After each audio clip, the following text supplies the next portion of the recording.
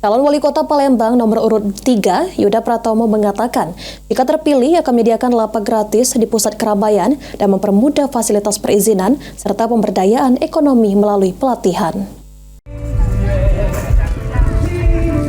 Calon Wali Kota Palembang nomor urut 3 pada Pilkada Palembang 2024, Yuda Pratomo mengatakan, jika terpilih untuk mendukung UMKM, Yuda Bahar akan menyediakan lapak gratis di pusat keramaian dan fasilitas perizinan yang lebih mudah. Mereka juga berencana menghadirkan festival UMKM tahunan untuk memperkenalkan produk lokal ke pasar nasional dan internasional.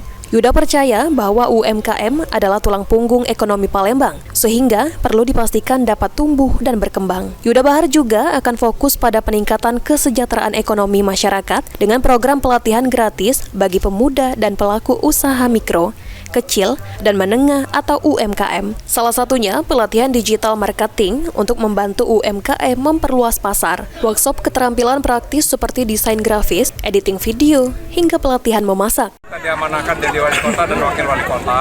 UMKM ini akan kita jadikan naik kelas. Ya.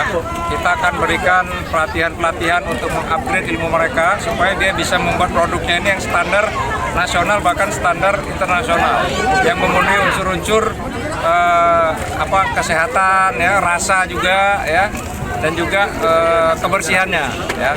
Kemudian kita akan juga membantu para UMKM ini dalam hal akses permodalannya. Nah, kita akan memberikan pinjaman tanpa agunan dan juga tanpa bunga, di mana bunga ini diberikan oleh Aji Delia, PAL TV.